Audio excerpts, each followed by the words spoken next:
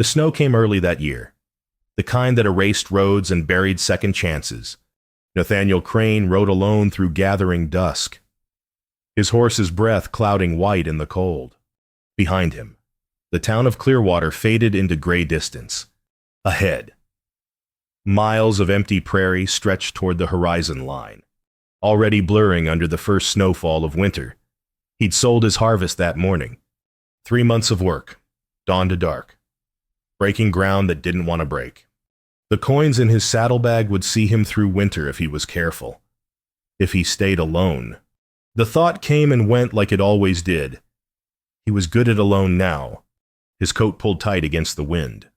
The same coat that had kept him alive through 3 winters. Heavy wool, worn soft at the shoulders.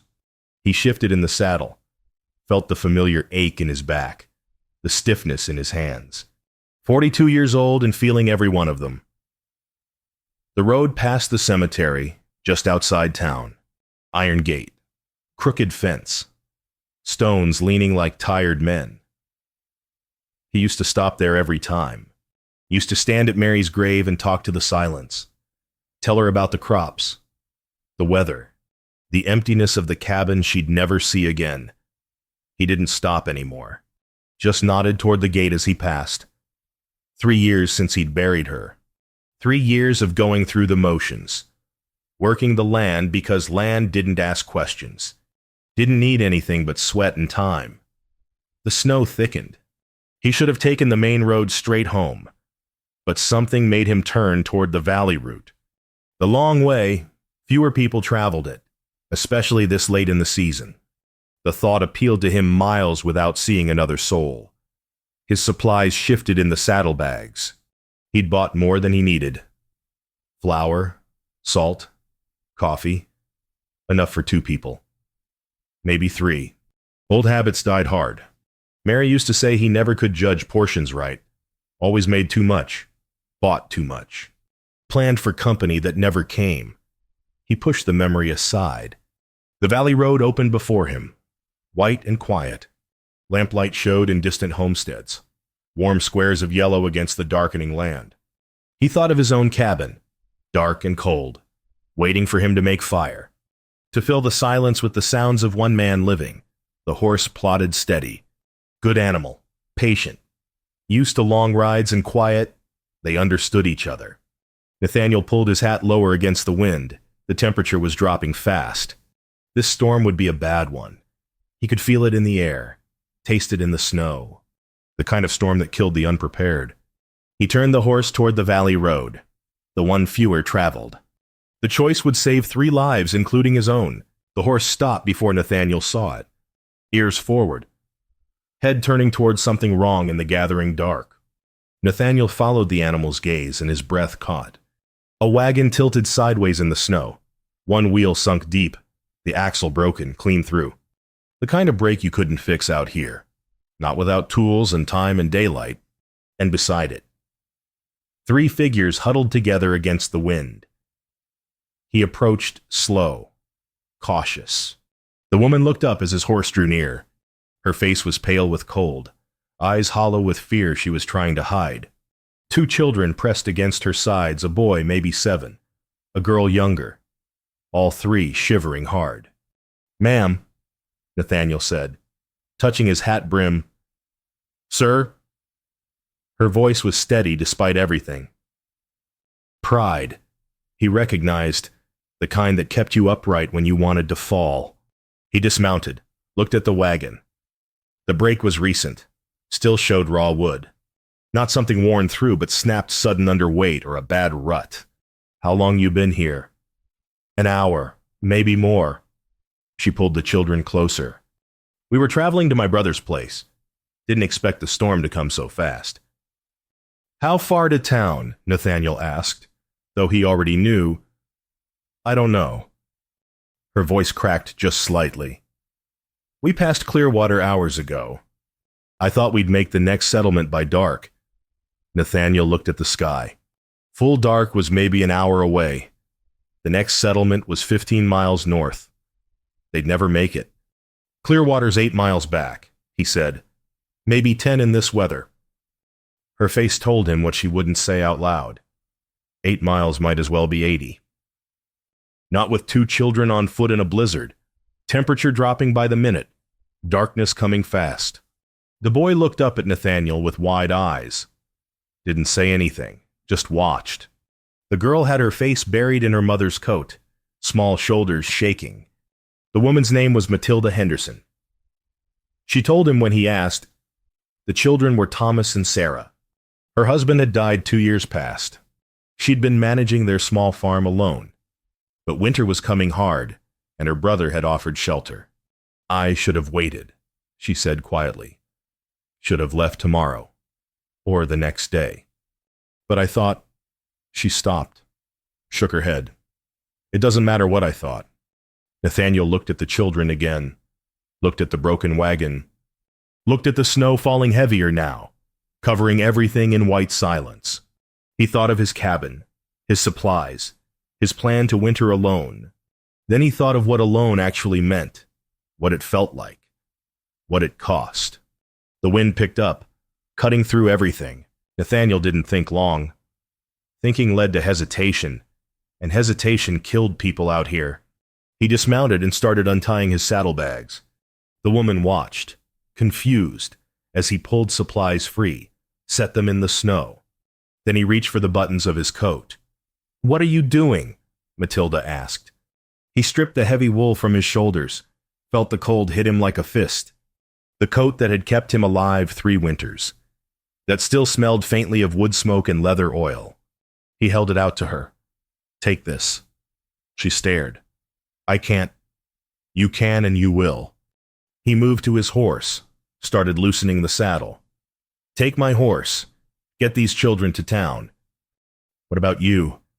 "I'll walk back. Done it before." "Not in this." Her voice rose. "Not without a coat." "Sir, you'll—" She stopped. Couldn't say the word. "Die!" He looked at her straight. Better than watching children freeze. "Ma'am." The words hung in the cold air between them. Matilda's face changed. Something shifting behind her eyes. She looked at him different now. Really looked. "You have family waiting?" she asked quietly. "Wife, children of your own? No, ma'am? Anyone expecting you home tonight?" Nathaniel shook his head. Didn't trust his voice.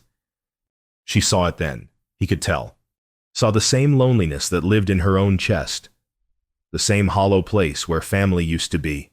This stranger was preparing to walk to his death so her children might live. And he had nobody waiting to mourn him. "Wait." The word came sharp. He stopped. Saddle half off the horse. "Don't go." Matilda took a breath.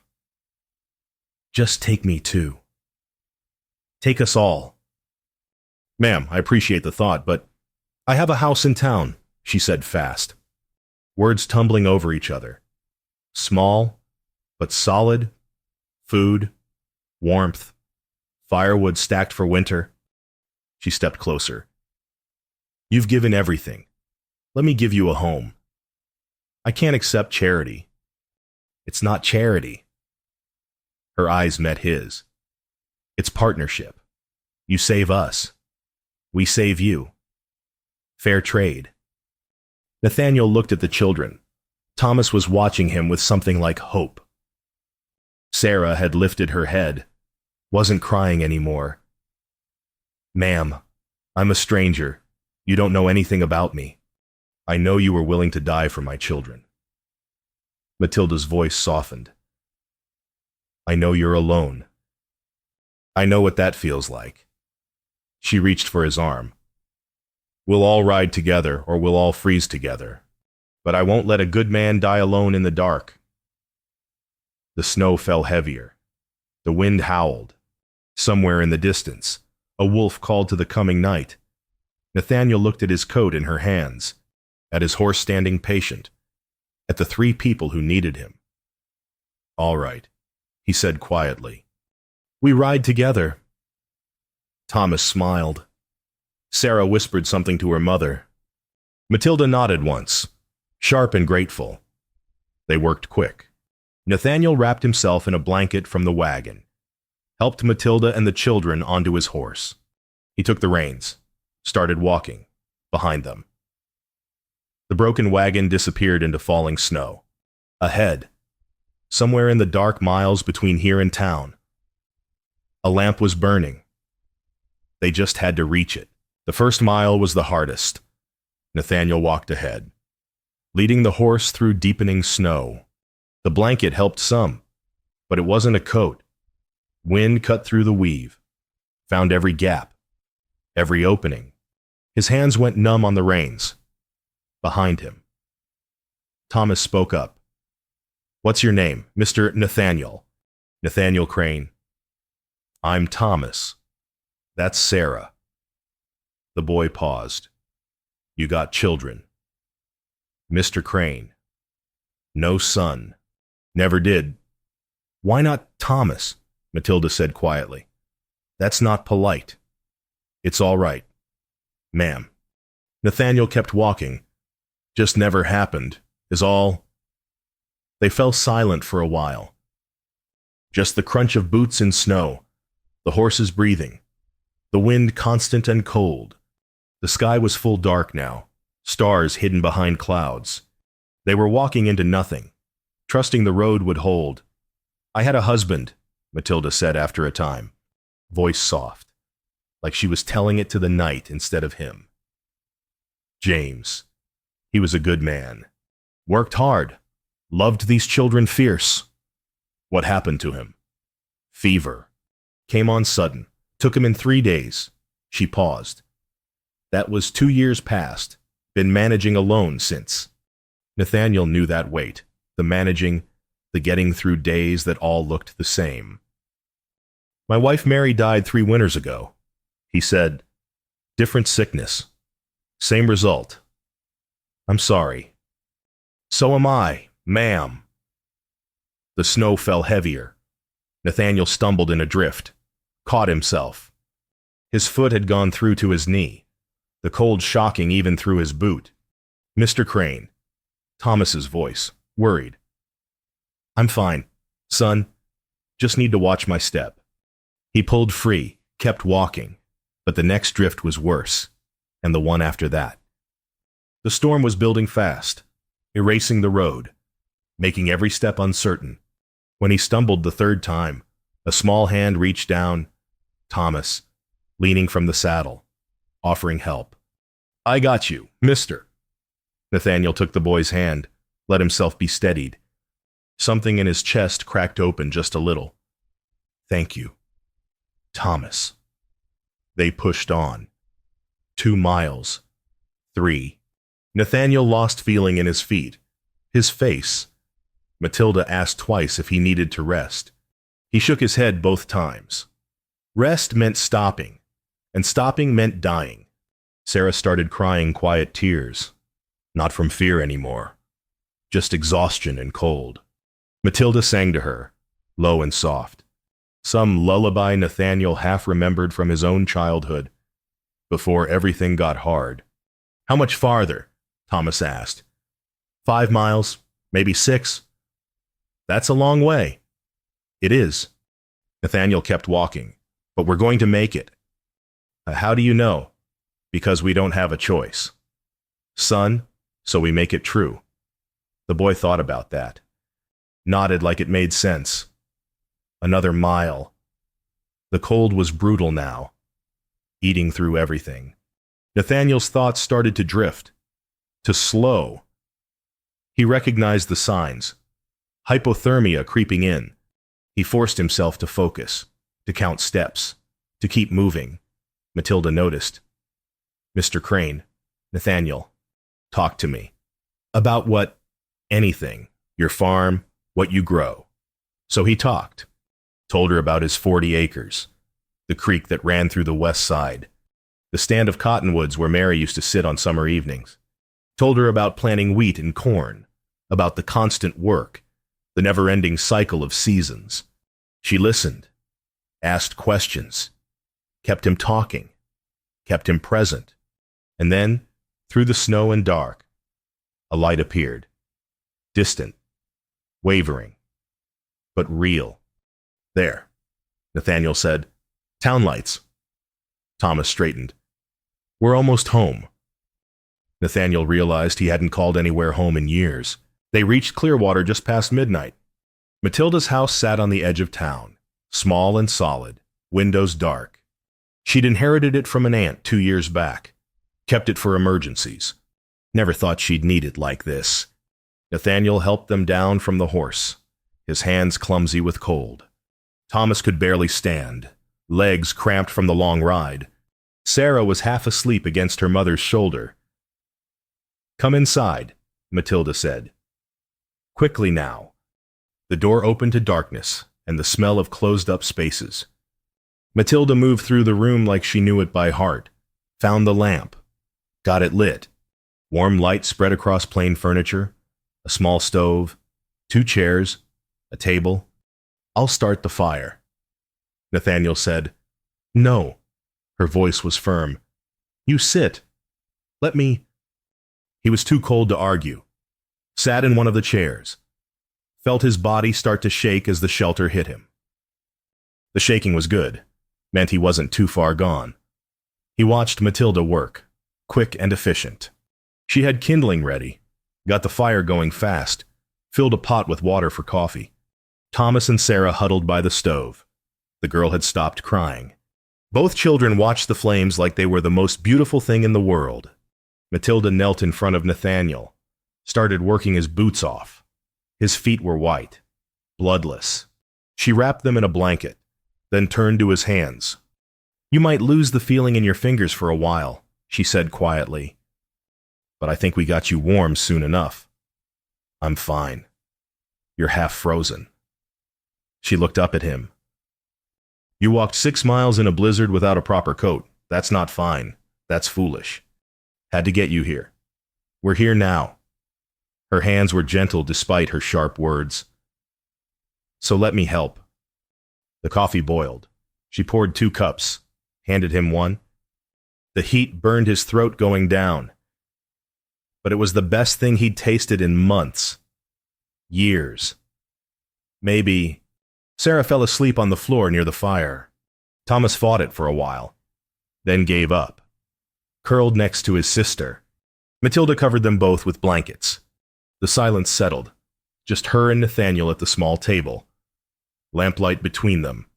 The storm howled outside, but they were safe now. Warm. Alive. I haven't sat at a table with someone in 3 years, Nathaniel said. Didn't know why he said it. But it was true. I haven't had company for Sunday dinner since James died. Matilda wrapped her hands around her coffee cup. Forgot what it felt like. To not be alone with my thoughts. Gets loud sometimes. The thinking. Yes. She looked at him.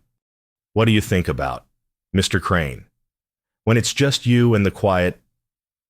He considered lying. Saying something easy. But her eyes were kind and the night felt honest. I think about all the things I should have done different. All the words I didn't say. All the time I wasted being afraid. Afraid of what? Everything.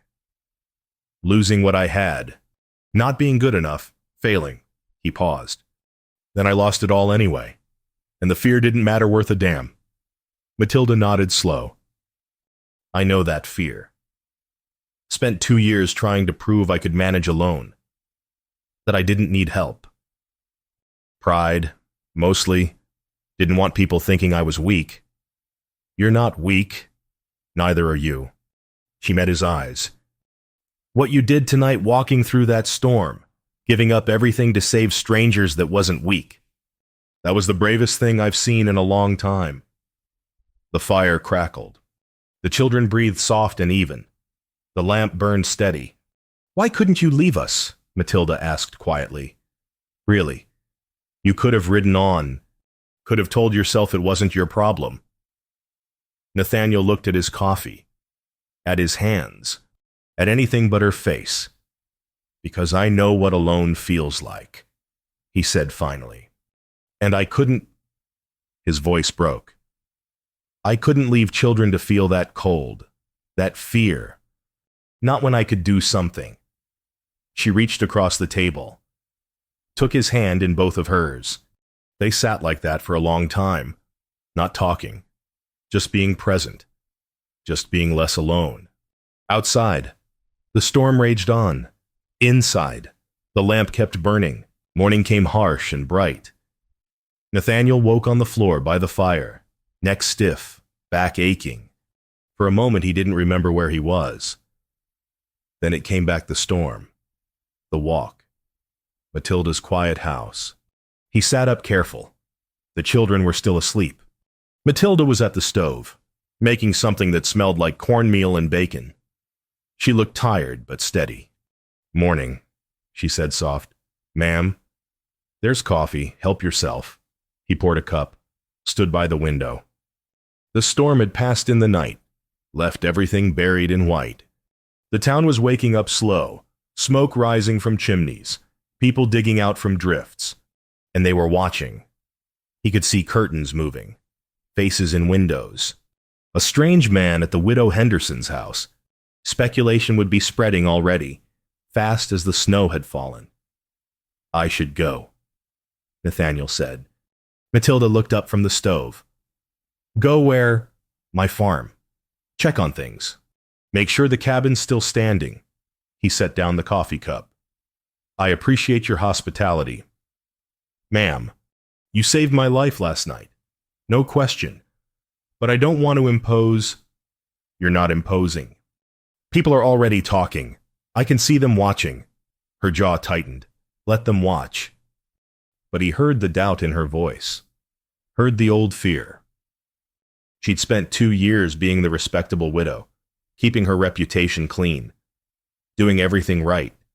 And now here was a man in her house, raising questions she'd have to answer. Thomas woke up, saw Nathaniel standing by the door with his coat on. "You're leaving. Just for a bit. Son, need to check my place." "When are you coming back?" Nathaniel looked at Matilda. She was watching him, face carefully blank. "I'll check on you before winter's end," he said. "Make sure you're settled good. That's months away." Thomas's voice cracked. "You said we were going to make it. You said we were together." "Thomas," Matilda said quietly, "Mr. Crane has his own life, his own home. We can't—" She stopped. "We can't ask him to give up more than he already has." Sarah was awake now too, watching with big eyes. Neither child said anything, but their faces said everything. Nathaniel felt something twist in his chest. He'd gotten too close, let himself care too much. Safer to leave now before it hurt worse. "I'll be going then." He touched his hat brim. "Thank you kindly for the shelter, ma'am."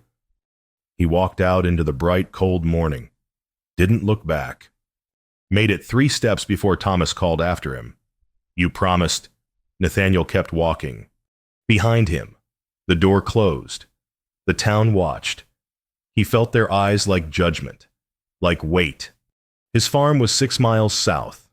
He'd walk it. Get there by afternoon. Start his winter the way he'd planned. Alone, safe. Nothing to lose because he had nothing to risk. He made it to the edge of town before he had to stop. Stood there in the snow, breathing hard. The boy was right. He had promised. Maybe not in words, but in action. In walking through that storm.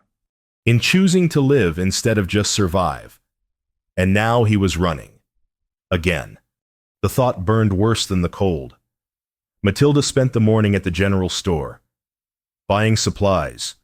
Mrs. Patterson behind the counter asked too many questions with too much sugar in her voice. "Who was that man I saw leaving your place this morning?" "Someone who helped us in the storm." "Helped how? Exactly?" Matilda met her eyes. "He saved my children's lives. That's how." The whispers followed her home. She felt them like fingers on her back, pointing, speculating. By noon, half the town would have her remarried to a stranger. By evening, They'd have her ruined. She closed the door to her house, leaned against it. The children were quiet, playing half-heartedly near the fire.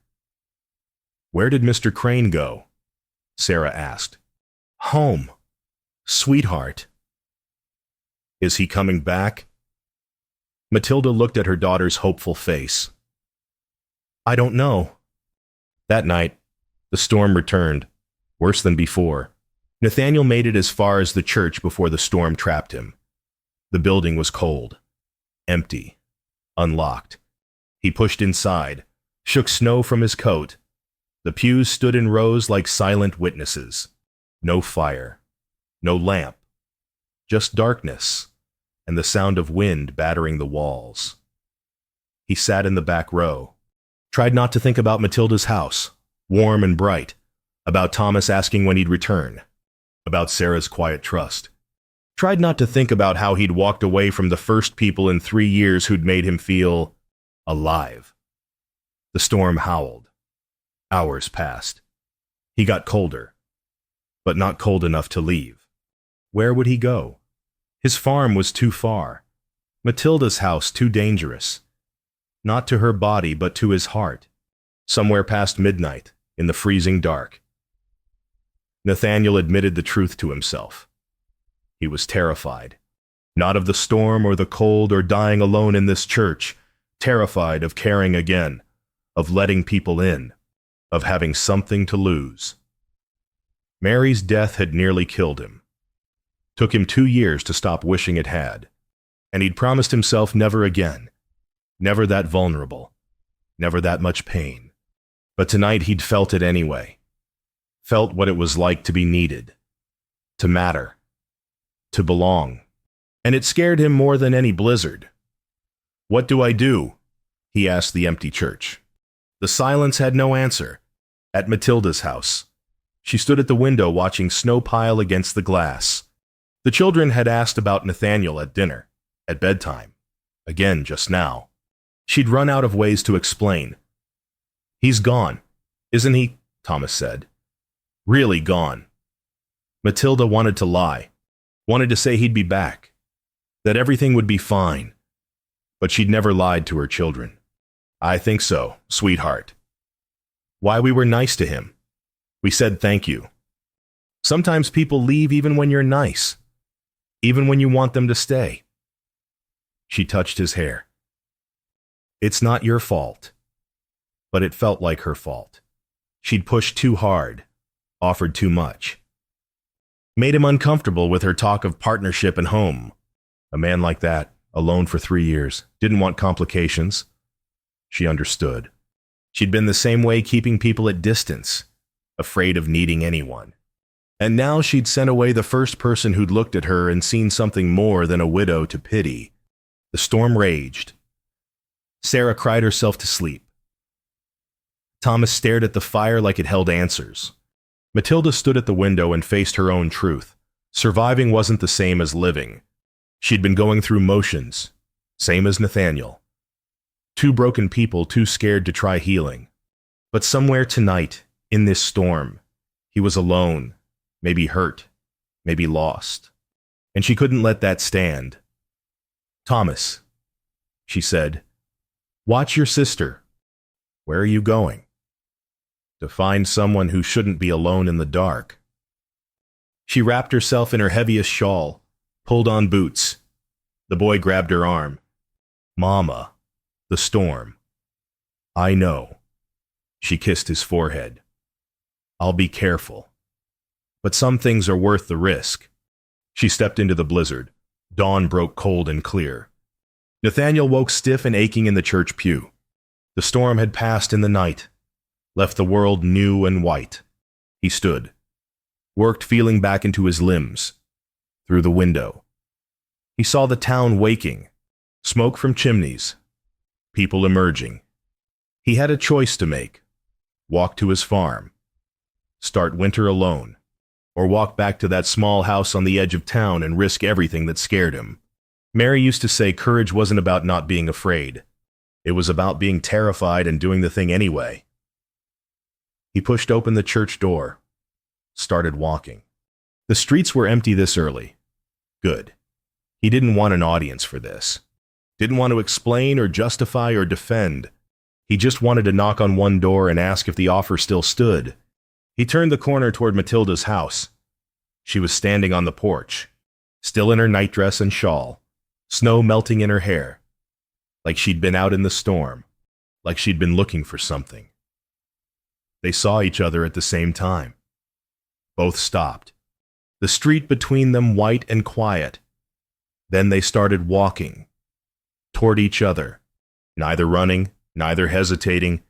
They met in the middle of the empty street, breathing clouds of white, faces red with cold. "I was wrong," Matilda said, "sending you away, making you uncomfortable. I was wrong too." Nathaniel's voice was rough. "Leaving, running, being afraid. I went looking for you. Last night, in the storm. Couldn't find you. I was in the church, being a coward. You're not a coward." "I am." He looked at her straight. "I'm terrified. Matilda. Of caring. Of losing again. Of failing people who depend on me. So am I." Her voice broke. "But I'm more scared of spending another winter alone." The sun rose behind them, turning the snow gold. "What are we doing?" Nathaniel asked. "I think," Matilda said slow. "We're choosing to stop being afraid. Together. If you'll have me, have us. Not as charity, as family." He said it firm. "As partnership. As home." She took his hand. "Yes." From the porch, Thomas appeared, then Sarah. Both children ran into the street, wrapped themselves around Nathaniel's legs. The town was watching now. Curtains pulled back, doors opening. Let them watch. This was worth witnessing. They stood in the street while the town gathered its opinions. Mrs. Patterson from the general store, Mr. Davis from the bank, the Reverend Cooper, all watching from doorways and windows, faces showing everything from approval to scandal. Nathaniel didn't care anymore. He'd spent 3 years caring what people thought, keeping himself small and safe. It had earned him nothing but loneliness. "I have a house," Matilda said quietly. "Food, warmth, but it's been empty, even with us living in it. I have a farm." Nathaniel answered, "Land. Work to do, but there's been no reason, not for years." Sarah tugged his hand. "Are you staying, Mr. Crane?" He looked down at her, at Thomas beside her, at Matilda with her fierce, frightened eyes. "Yes, ma'am, I am." Thomas whooped. Sarah threw her arms around his waist. Matilda's face did something complicated, relief and joy and terror all mixed together. "People will talk," she said. "Let them, really talk. Say things. Make assumptions." "I know." Nathaniel looked at the gathering crowd. "But I'm done living for their comfort instead of mine." Reverend Cooper approached, snow crunching under his boots. An older man, weathered and kind. "Miss Henderson, Mr. Crane." "Reverend," Matilda said, her back straightened. "I heard you had some trouble on the road, that this man helped you and your children. For he saved our lives. Reverend gave us his coat, his horse, walked through the storm so we could ride." Cooper looked at Nathaniel with new eyes. "That's a fine thing you did, son. Only thing I could do. And now," the Reverend glanced at the children, at Matilda's hand still in Nathaniel's. "What are your intentions here?" Nathaniel felt Matilda stiffen. This was the question everyone wanted answered, the one that would determine how the town treated them. He could make it easy. Say he was just passing through, checking on them, leaving soon. Keep everything proper and distant. But he'd tried proper and distant. It had earned him 3 years of empty rooms and silent suppers. "My intentions," Nathaniel said clearly, "are to be part of this family, to help Matilda however she needs, to be someone her children can depend on, He paused. And to ask her, when the time is right, if she'd consider making it permanent. Gasps from the watching crowd. Matilda's sharp intake of breath. You mean marriage? Cooper said. I do. That's fast. Son, you barely know each other. I know she's brave. Know she's kind. Know she makes me want to be better than I've been. Nathaniel looked at Matilda. I know she saw me ready to die alone and said no. Said take me too. That's enough knowing for me. Matilda's eyes filled. Nathaniel. I'm not asking now, he said quick. Not in front of everyone. Not when you're still half frozen and exhausted. But I'm saying it out loud so everyone knows. So you know. He squeezed her hand. I want to be here. With you. With them. However long you'll have me. She couldn't speak, just nodded. Cooper smiled. Well then, I suppose that settles it. He looked at the crowd. This man has declared honorable intentions. I expect the community to treat him and Miss Henderson with appropriate respect. It was a gentle command wrapped in kindness. The crowd murmured, but the murmurs were softer now. Approval mixed with the judgment. Mrs. Patterson stepped forward. Your children need breakfast. Matilda, and this man looks like he hasn't eaten in days. She paused. I'll bring over some preserves. And fresh bread. It was an olive branch. An acceptance. Matilda took it. Thank you kindly. Mrs. Patterson. Others offered help, firewood, supplies, small kindnesses that added up to belonging. The children pulled Nathaniel toward the house. Come see our room, Thomas said. Come see everything. Matilda followed, her hand still in his. They crossed the threshold together. The door closed behind them. The town went back to its business. But something had shifted. A man had chosen courage over fear. A woman had chosen hope over safety. And the community had witnessed it. Spring came slow that year, but it came. Nathaniel stood at the stove, teaching Thomas how to flip pancakes without making a mess. The boy was concentrating hard, tongue between his teeth, spatula gripped tight. Gentle now, Nathaniel said. Quick flip. There you go. The pancake turned perfect. Thomas grinned up at him. I did it. You did. Nathaniel ruffled his hair. Natural talent. Matilda sat at the table, mending his old coat, the one he'd given her that first night. She'd kept it through winter, refused to let it go. Why are you fixing that? He asked. It's half worn through. It's the coat that saved us. She ran her fingers over the wool. I'm keeping it. Sarah came through the door with both hands full of prairie flowers. Purple and yellow, small and perfect, growing in the edges of melting snow. Look, Mama.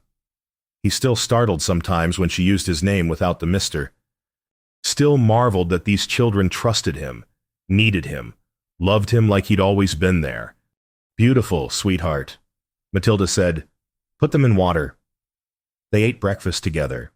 Pancakes and bacon, coffee and milk, the kind of simple meal that felt like luxury because it was shared. The children chattered about planting season, about the seeds Nathaniel had ordered, about the garden they'd grow together. After, when the children went outside to play in the melting drifts, Nathaniel and Matilda stood at the window watching. Your farm, she said quietly. We should go see it soon. Make sure it's ready for planting. Our farm, he corrected. If you meant what you said about partnership, I did. Then we'll go next week. All of us. He paused. Need to check the cabin, make repairs. Might take some time. We have time. She leaned against him. Small gesture, natural now. We have all the time we need. Outside, Thomas was teaching Sarah how to make snowballs from the wet spring snow. Their laughter drifted through the window. Clear and bright. I'm going to ask you proper soon, Nathaniel said. About making this permanent. I know. And you'll say yes. Matilda looked up at him. I already did. That night in the storm.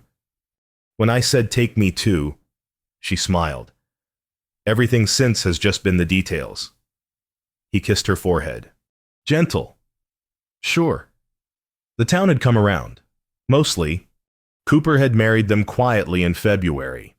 Small ceremony with just the children present. Official enough to stop gossip. Simple enough to feel true. Some people still whispered. But Nathaniel had learned to let whispers be whispers. What mattered was this. Morning light through clean windows. Children playing safe. Coffee growing cold because they were too busy talking. The weight of Matilda's hand in his. He'd spent 3 years being half alive. Going through motions. Surviving. Now he had a reason to wake up. A family who needed him. Who he needed back. Work that meant something because it fed people he loved. He had a home. What are you thinking? Matilda asked. That I'm grateful. He looked at her. That night. That storm, it brought me back to life. It saved us all. She touched his face. Every one of us. The children ran inside, cheeks red, boots muddy. Full of joy and questions about lunch and planting and when could they go to the farm and see the creek. Nathaniel kept talking about, next week, Matilda promised. We'll all go together. Together, Sarah repeated, like it was the best word she knew. Nathaniel thought maybe it was. That evening, when the children were in bed and the house was quiet, he stood at the door looking out at the prairie. The land stretched endless under a clear sky, stars emerging one by one. Matilda came to stand beside him. She slipped her hand into his. They stood like that, silent and content, watching darkness give way to starlight. The snow had come early that year, the kind that erased roads and buried second chances. But spring always came, carrying what winter couldn't kill: hope, family, home, and the quiet truth that love, no matter how late it arrived, always found its way.